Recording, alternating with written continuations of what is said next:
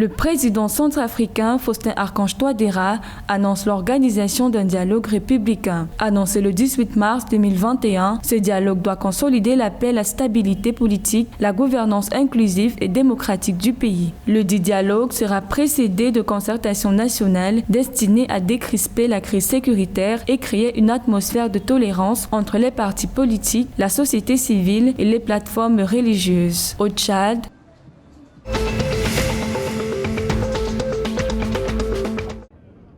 des dizaines de citoyens sont descendus dans les rues de différents quartiers de la capitale le 20 mars 2021, répondant à des appels de marche lancés par des leaders d'opposition et la société civile. Afin de contrôler la situation, les forces de la défense tchadienne ont intercepté le président du parti Union nationale pour la démocratie et le renouveau ainsi que des manifestants. Cette marche dénommée Wakit Tamadeu a été effectuée malgré l'interdiction des autorités qui craignent des troubles à l'ordre public à quelques jours du scrutin présidentiel du 11 avril.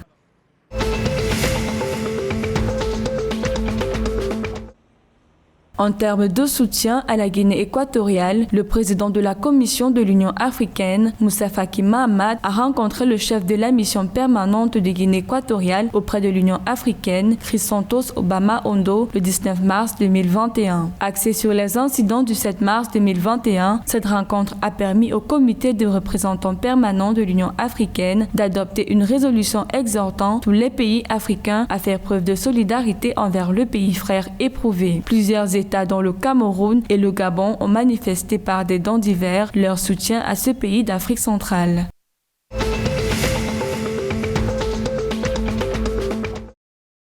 En République démocratique du Congo, les villes de Beni, Butembo et Oicha, dans la province du Nord Kivu, ont été paralysées pour protester contre les massacres causés par des groupes armés actifs dans la zone. Dans ces trois villes, des policiers ont été déployés sur les grandes artères et dans certains quartiers pour contrôler la situation. Le 19 mars 2021, des balles perdues ont fait un mort et plusieurs blessés. D'après des sources officielles, l'appel à manifestation avait été lancé suite au massacre d'une quinzaine de personnes le 15 mars à Boulongo, dans la zone de Beni, par des présumés combattants ougandais.